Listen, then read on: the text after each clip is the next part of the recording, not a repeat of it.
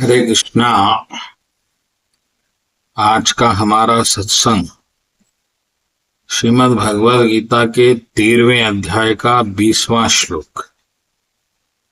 भगवान कह रहे हैं प्रकृति और जीवों को अनादि समझना चाहिए।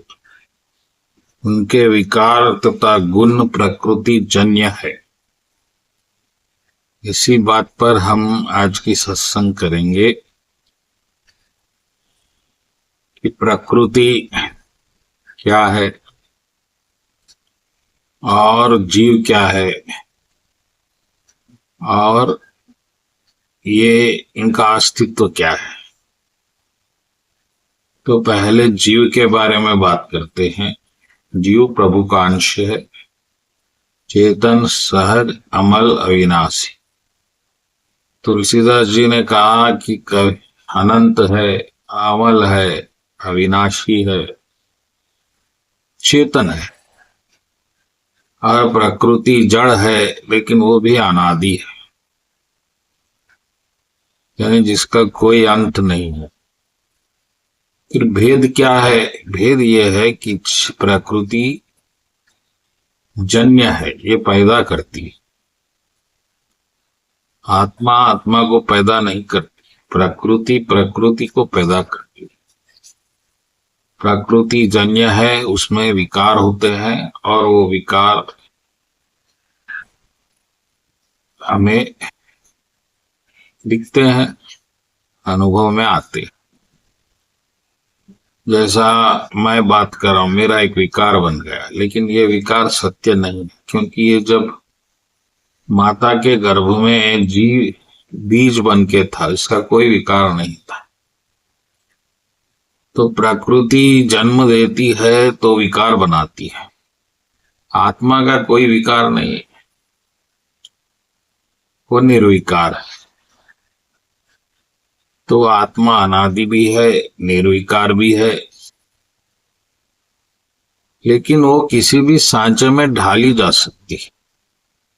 उसको कोई आकार, क्षणिक रूप दिया जा सकता है, शाश्वत रूप भी दिया जा सकता है, जिसको हम वैकुंठवास कहते हैं। लेकिन दोनों अविनाशी है। आप ऐसा नहीं कह सकते कि प्रकृति क्षणिक है। प्रकृति के रूप क्षणिक, तो रूप बनाएगी मिटाएगी, ये उसका काम। और हमारा काम है चेतना देना प्रकृति को, क्योंकि बिना चेतना के प्रकृति शून्य है, काम नहीं कर सकते। तो आप जो है यानी प्रकृति को पालते हैं, एक मानो। और दूसरी बात ध्यान देंगे तो प्रकृति को आप भोगते भी हैं। आपको प्रकृति के भोगों की आदत होगी, यानी कि आप प्रकृति के शरीर में रहने की आपको अनादिकाल से आदत हो गई है। इस आदत को तोड़ना ही मोक्ष है, कि आप अपने स्वरूप में सहज आनंद में आना ही मोक्ष है। और फिर परमात्मा के साथ आनंद लेना, वो भक्ति है।